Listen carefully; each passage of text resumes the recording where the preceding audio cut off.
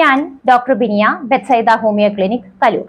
ഇന്ന് നമ്മൾ ഡിസ്കസ് ചെയ്യുന്നത് ആസ്മയും അതിനോടനുബന്ധപ്പെട്ട പ്രശ്നങ്ങളുമാണ്. ഇപ്പൊ മഴക്കാലമാണ്, പുറത്ത് നല്ല മഴ പെയ്തുകൊണ്ടിരിക്കുകയാണ്. കൂടുതലായി വരുന്ന ഒരു കണ്ടീഷനാണ് ആസ്മ, അല്ലെങ്കിൽ ശ്വാസം മുട്ടൽ, കഫക്കെട്ട്, അതിനോട് പ്രശ്നങ്ങൾ. ഇതിനെ നമുക്ക് എങ്ങനെ, ഇതിന്റെ കാരണങ്ങൾ എന്തൊക്കെയാണ്, അതേപോലെ ഇതെങ്ങനെ പ്രകൃതിദത്തമായി പ്രിവെന്റ് ചെയ്യാം എന്നൊക്കെയാണ് ഇന്നത്തെ വീഡിയോയിൽ നമ്മൾ നോക്കുന്നത്. ആദ്യമായിട്ടാണ് വീഡിയോ കാണുന്നതെങ്കിൽ സബ്സ്ക്രൈബ് ചെയ്യാൻ മറക്കാതിരിക്കുക. അപ്പൊ നമുക്ക് നോക്കിയാലോ, എന്താണ് ആസ്മ? ആസ്മ എന്ന് പറഞ്ഞാൽ നമ്മുടെ ശ്വാസകോശത്തിന്റെ പേശികളുടെ കോൺട്രാക്ഷൻ തന്നെയാണ്. ഈ കോൺട്രാക്ഷൻ വരുന്ന, മുറുക്കം വരുന്ന സമയത്ത് നമുക്ക് ശ്വാസം എടുക്കാൻ ബുദ്ധിമുട്ടുണ്ടാവുകയും അതിനോടനുബന്ധപ്പെട്ട പ്രശ്നങ്ങൾ ഉണ്ടാവുകയും ചെയ്യുന്നു. പ്രധാനമായിട്ട് 3 തരത്തിലുള്ള കാര്യങ്ങളാണ് നമുക്ക് പേഷ്യൻസ് ആയിട്ട്, അതായത് ആ ഒരു ടൈപ്പ് ഓഫ് കേസസ് ആണ് കൂടുതലും നമ്മുടെ ക്ലിനിക്കിൽ വരുന്നത്. അതിൽ ഒന്ന് ശരിക്കുള്ള ആസ്മാറ്റിക് പേഷ്യന്റ്, അതായത് വീസിങ്ങും ഒക്കെ ആയിട്ട് ഹെറിഡിറ്ററി ആയിട്ട് അവരുടെ അപ്പനപ്പൂപ്പന്മാർക്ക് ഉള്ളത് കൊണ്ട് മാത്രം അവർക്കും ആസ്മ വന്ന പേഷ്യൻസ്. പിന്നെ ഒരു ടൈപ്പ് എന്ന് പറഞ്ഞാൽ അലർജിക് ആസ്മ. അതിന്റെ കാരണങ്ങൾ ഞാൻ വിശദീകരിക്കാം. അലർജിക് ആസ്മ കൊണ്ട് ഉണ്ടാവുന്നവരെ, അല്ലെങ്കിൽ കഫം കെട്ടിയിട്ട് ശരിക്കും ആസ്മ ഇല്ല അവർക്ക്, പക്ഷെ കഫം കെട്ടിയത് കൊണ്ട് മാത്രം അത് കുറുകലായി പിന്നീട് അത് ബ്രീത്തിങ് ഡിഫിക്കൽറ്റി ആയിട്ട് മാറുന്ന കേസുകൾ. ഇതാണ് ഏറ്റവും കൂടുതൽ വരുന്നത്. അപ്പൊ ഹെറിഡിറ്ററി പേഷ്യൻസിനാണെങ്കിൽ എല്ലാം പ്രശ്നമാണ്. അതിന് പ്രത്യേകിച്ച് സമയമില്ല, എപ്പോഴാണ് ഇത് വരുന്നതിന് കാരണമില്ല, ചിലപ്പോൾ രാത്രിയാവാം, ചിലപ്പോൾ രാവിലെ ആവാം, എല്ലാം പ്രശ്നമാണ്. അലർജിക് ആസ്മയുള്ളവർക്ക് അവരുടെ അലർജിയുള്ള കാര്യങ്ങൾ മാറ്റി നിർത്താൻ കഴിയും. പ്രത്യേകിച്ച് പൊല്യൂഷൻ, അല്ലെങ്കിൽ മണങ്ങൾ, പ്രത്യേകിച്ചുള്ള മണം എന്ന് പറഞ്ഞാൽ ഇപ്പൊ ഫാക്ടറിയുടെ അടുത്തൊക്കെ ആണെങ്കിൽ അവരുടെ ആ ഒരു സ്ഥലം മാറിക്കഴിഞ്ഞാൽ അവർക്ക് ആശ്വാസം വരും.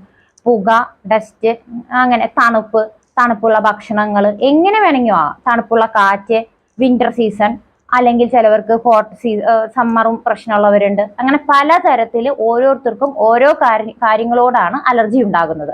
അത് നമുക്ക് കുറച്ച് പരിഹരിക്കാം, അല്ലെങ്കിൽ അതിനെ അവോയ്ഡ് ചെയ്ത് നിർത്താം. ഇപ്പൊ തണുത്ത വെള്ളം കുടിക്കുന്നില്ല, അല്ലെങ്കിൽ തണുത്ത വാട്ടർമെലോൺ കഴിക്കുന്നില്ല, അങ്ങനെ ആവുമ്പോൾ ഇവരുടെ ഈ അലർജിക് ആസ്മ പൊന്താതെ ഇരിക്കും. ക്ലിയർ ആയിട്ട് നമുക്ക് ആശ്വാസമായിട്ട് ഇരിക്കുന്നത് കാണാം. ഇനി അടുത്തത് എന്ന് വെച്ചാൽ കഫം കെട്ടി ഉണ്ടാകുന്ന ആസ്മയാണ്.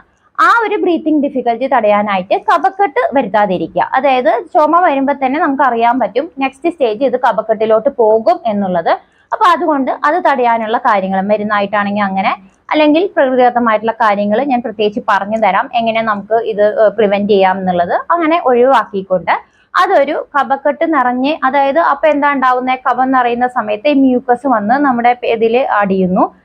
അതിനോട് ബന്ധപ്പെട്ട് തന്നെ വീക്കം, ഇൻഫ്ലമേഷൻ ഉണ്ടാകുന്നു. ഇൻഫ്ലമേഷൻ ഉണ്ടായി കഴിഞ്ഞാൽ നേരത്തെ പറഞ്ഞ പോലത്തെ പ്രശ്നങ്ങൾ തന്നെ, അതായത് ശ്വാസം മുട്ടൽ പോലെ കുറുകുന്ന സൗണ്ടാണ് അവർക്ക് ഉണ്ടാകുന്നത്. മറ്റവർക്ക് വരുന്നത്, ഹെറിഡിറ്ററി ആയിട്ട് വരുന്നവർക്ക് ശരിക്കുള്ള വീസിങ് സൗണ്ടാണ് ഉണ്ടാകുന്നത്. ഇവർക്ക് കുറുകലുണ്ടായിട്ട് പലതരത്തിലുള്ള, അതായത് നമുക്ക് ശരിക്കും അറിയാൻ പറ്റും, രാത്രിയൊക്കെ കിടക്കുമ്പോൾ പലതരത്തിലുള്ള സൗണ്ടുകളാണ് ഈ കുറുകലുള്ളവർക്ക് കേൾക്കുന്നത്. കുറുകലുണ്ടാവും, അത് കഴിഞ്ഞിട്ട് ബ്രീത്തിങ് ഡിഫിക്കൽറ്റി ഉണ്ടാവും. അവർക്ക് എഴുന്നേറ്റിരിക്കണം, അല്ലെങ്കിൽ പില്ലോ വെച്ച് നേരെ ഇരിക്കണം. അങ്ങനെ പല പൊസിഷൻസിലായിരിക്കും അവർക്ക് ആശ്വാസം ഉണ്ടാവുന്നത്. അപ്പൊ നമുക്ക് ശ്രദ്ധിക്കേണ്ടത് ഈ 3 തരത്തിലാണ് കൂടുതലും ആൾക്കാർ കംപ്ലൈന്റ് ആയിട്ട് വരുന്നത്. ഇനി ഈ ഒരു പറഞ്ഞ എല്ലാ കാര്യങ്ങളും, ഭക്ഷണത്തിലെ പ്രശ്നമാണെങ്കിൽ അങ്ങനെ, അല്ലെങ്കിൽ ക്ലൈമറ്റിന്റെ പ്രശ്നമാണെങ്കിൽ അങ്ങനെ, ഇങ്ങനെയൊക്കെ ശ്രദ്ധിക്കുക.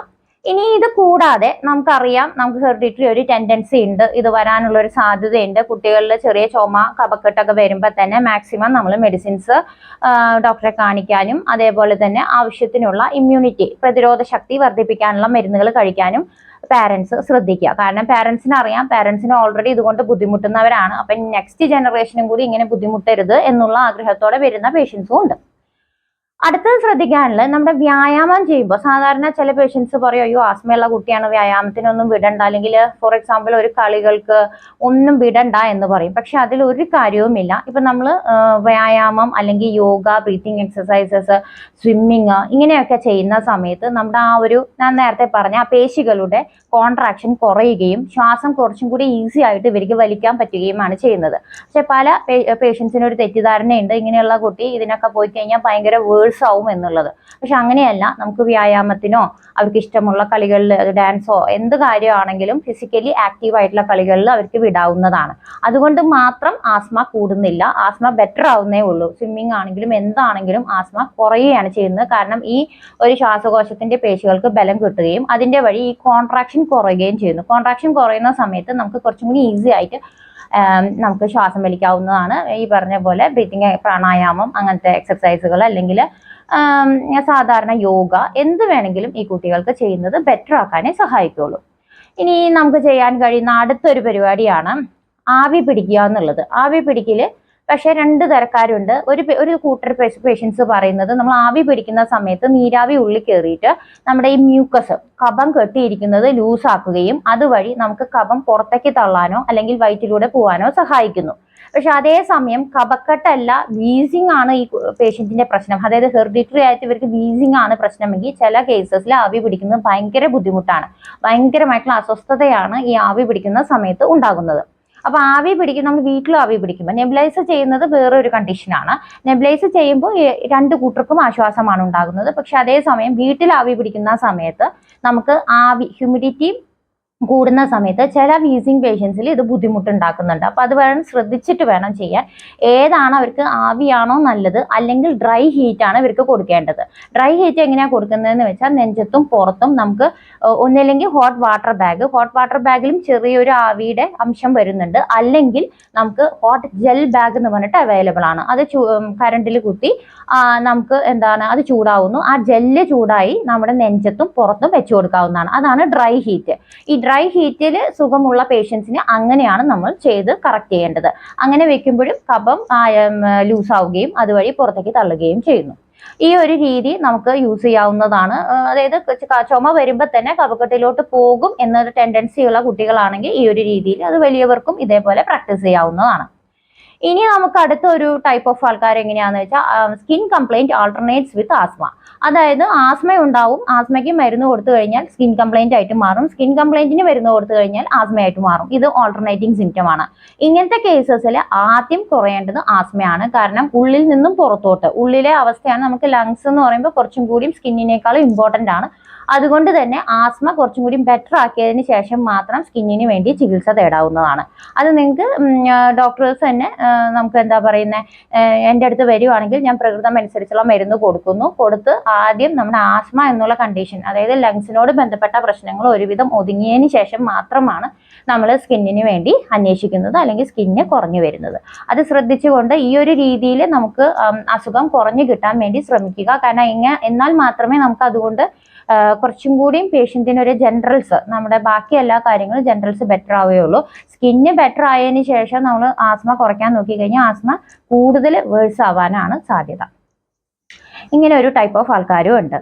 ഇനി നമുക്ക് ഇപ്പോൾ നമ്മളൊരു ക്രോണിക് കേസാണ്, നമ്മൾ കുറേ കാലമായിട്ട് ഹോമിയോ മരുന്നുകൾ കഴിച്ചുകൊണ്ടിരിക്കുന്നുണ്ട്, അതിൻ്റെ കൂടെ തന്നെ നമ്മൾ മെയിൻറ്റെയിനിങ് ആയിട്ട് ഈ പറഞ്ഞ കാര്യങ്ങൾ ശ്രദ്ധിക്കുന്നുണ്ട്. പക്ഷെ ചില ദിവസങ്ങളിൽ, ഇപ്പോൾ പ്രത്യേകിച്ച് ഇപ്പോൾ കർക്കിടക വാവ് കഴിഞ്ഞു, അതേപോലത്തെ വാവുള്ള ദിവസങ്ങളിൽ നമുക്ക് ക്ലൈമറ്റിലാണെങ്കിലും അല്ലെങ്കിൽ ഭയങ്കര മഴയുള്ള ദിവസം പെട്ടെന്നൊന്ന് കുറേശ്ശെ ശ്വാസം മുട്ടലോ അല്ലെങ്കിൽ കഫക്കെട്ടോ കൂടിയെങ്കിൽ നമുക്ക് പ്രത്യേകിച്ച് കറുത്ത വാവുള്ള അങ്ങനത്തെയൊക്കെ ദിവസങ്ങളിൽ വരുവാണെങ്കിൽ ആ ഒരു ക്ലൈമറ്റിൻ്റെ വ്യത്യാസവും നമ്മുടെ പുറത്തുള്ള സറൗണ്ടിങ്ങിലെ വ്യത്യാസം കൊണ്ടായിരിക്കും അത് സംഭവിച്ചിരിക്കുക.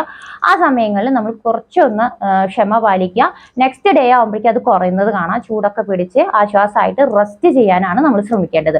മെഡിസിൻസ് കൂടുതൽ കഴിക്കുന്നത് വഴി നമുക്ക് ഈ പറഞ്ഞ പോലെ ശരിക്കും പറഞ്ഞാൽ നമ്മൾ ഒരുപാട് മെഡിസിൻസ് കൂടുതൽ കഴിക്കുന്ന സമയത്ത് നമ്മുടെ ഇമ്മ്യൂണിറ്റി പിന്നെ ഡൗൺ ആവുകയാണ് ചെയ്യുന്നത്. അപ്പൊ അതുകൊണ്ട് തന്നെ ഇങ്ങനെയുള്ള പ്രത്യേകതയുള്ള ദിവസങ്ങളിൽ നമ്മൾ കുറച്ചു നേരം ക്ഷമ പാലിക്കുക, ആശ്വാസമായിട്ട് നല്ലപോലെ റെസ്റ്റ് ചെയ്യുക. ഇഷ്ടമുള്ള പൊസിഷനിൽ കമിഴ്ന്നാണോ ചെരിഞ്ഞാണോ ഏത് രീതിയിലാണോ നിങ്ങൾക്ക് ഇഷ്ടമുള്ള പൊസിഷനിൽ ആ പൊസിഷനിൽ റെസ്റ്റ് ചെയ്യാൻ വേണ്ടി ശ്രമിക്കുക. ആവശ്യമെങ്കിൽ മാത്രം, അത്യാവശ്യമാണെങ്കിൽ നെബുലൈസ് ചെയ്യാൻ വേണ്ടി ശ്രമിക്കുക. അല്ലാതെ അധികം മെഡിസിൻസ് നമ്മൾ ഉപയോഗിക്കാതെ ആ ദിവസം കടന്നു പോയി കഴിഞ്ഞാൽ പിന്നെ പെട്ടെന്ന് ബെറ്റർ ആവുന്നത് കാണാം.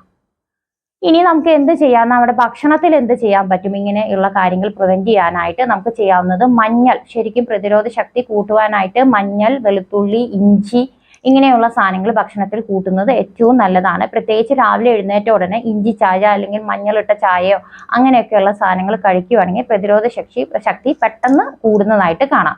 അതുവഴി നമുക്ക് കഫക്കെട്ട് വരാതിരിക്കാനും, ഇപ്പൊ ഒരു വീട്ടിലെ തന്നെ അതായത് കുട്ടിയായിരിക്കും പനി അല്ലെങ്കിൽ കഫക്കെട്ട് ജലദോഷം കൊണ്ടുവരുന്നത്, പക്ഷെ അത് സൈക്കിള് പോലെ പിന്നെ പാരന്റ്സിന് കിട്ടി, പാരന്റ്സ് പിന്നെ റെഡി ആകുമ്പോഴേക്കും വീണ്ടും അടുത്ത കൊച്ചിന് കിട്ടി, ഇങ്ങനെ സൈക്കിള് പോലെ റിപ്പീറ്റ് ചെയ്യുന്നത് കാണാം.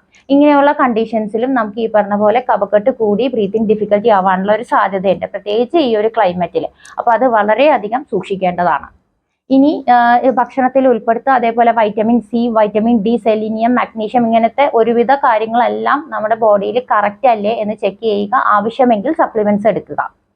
ഈ ഒരു കാര്യവും കൂടി ശ്രദ്ധിച്ച് പിന്നെ ബാക്കി ഞാനിപ്പോൾ ഈ പറഞ്ഞ പോലെ മെയിൻറ്റെയിനിങ് കോസായ പൊടി, തണുപ്പ്, ഭക്ഷണത്തിൽ ഐസ്ക്രീം എന്ന് വെച്ചാൽ ചിലവർക്ക് അങ്ങനെയാണ്. അതായത് ഐസ്ക്രീം തിന്ന ഉടനെ അവർക്ക് കഫക്കെട്ട് വരുന്നു, ശ്വാസം മുട്ടൽ വരുന്നു. ഇങ്ങനെയുള്ള ആളുകളിൽ പ്രധാനമായിട്ടും മെയിൻറ്റെയിനിങ് കോസ് മാറ്റുക. പൂർണ്ണമായിട്ട് ഒഴിവാക്കണം എന്ന് ഞാൻ പറയില്ല. കാരണം എന്താണെന്ന് വെച്ചാൽ വന്ന് നമ്മുടെ പ്രകൃതം അനുസരിച്ചുള്ള മരുന്നുകൾ എടുക്കുക.